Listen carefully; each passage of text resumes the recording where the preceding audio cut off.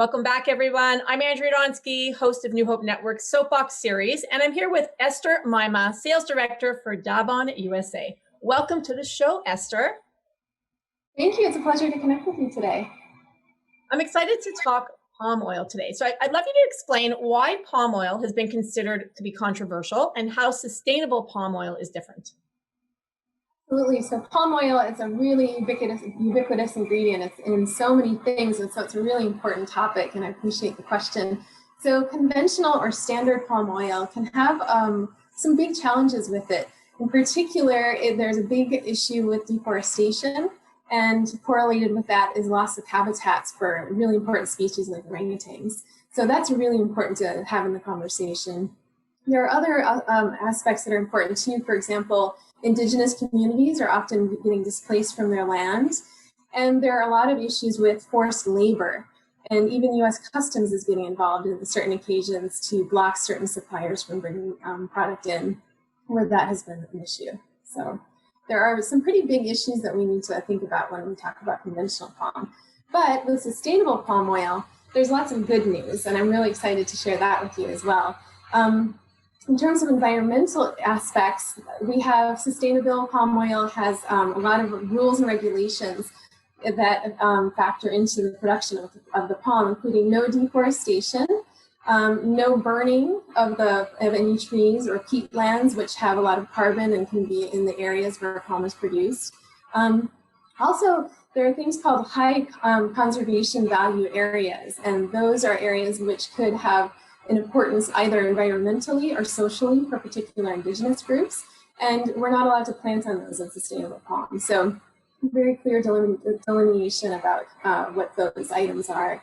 There's a lot of focus on clean energy as well as sustainable palm oil. So there's a focus on reducing pollution and greenhouse gas emissions, which is really important as well, of course. And for Daabon USA, or Daabon, the group that is based in Colombia, we have a methane recapture program, which is really focused on clean energy. And we're also one of the first 100 companies to join Amazon's Amazon's net zero carbon plan called the Climate Pledge. So that's another cool program that Amazon co-founded. And it's a really important piece of the lack of pollution that we're putting in. So there's that, and there's also a social piece to sustainable palm oil. Fair working conditions is incredibly important, as well as protection for local land rights.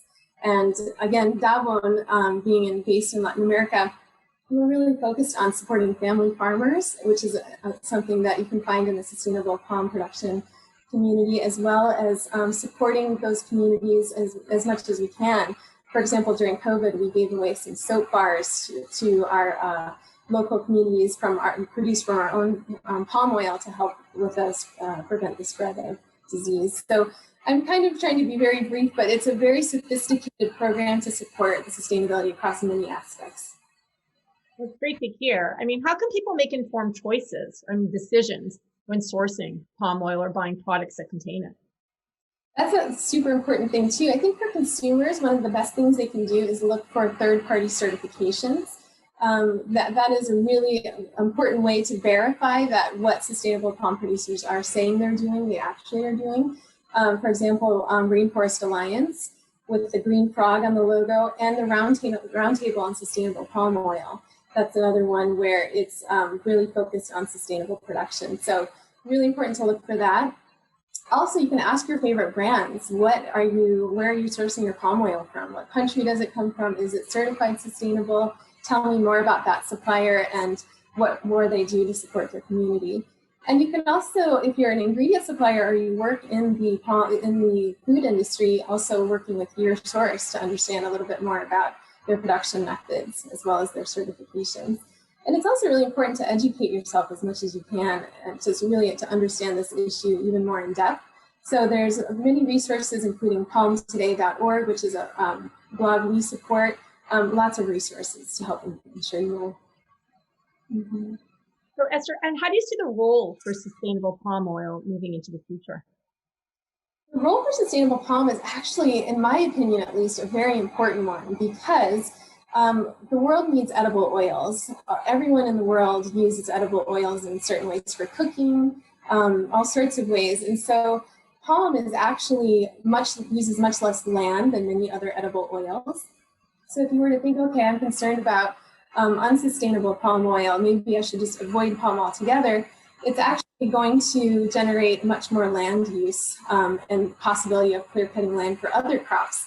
So it's an opportunity to support sustainable agriculture using as little land as possible while also supplying edible oil for the world that continues to grow in population.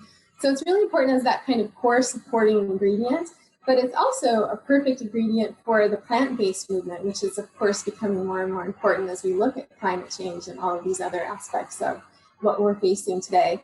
So it's vegan, it's plant-based, and it's perfect for that.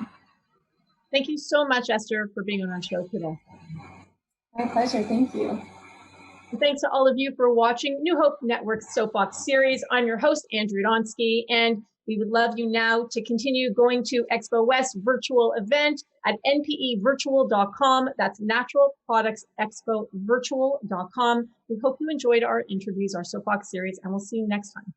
Have a great day.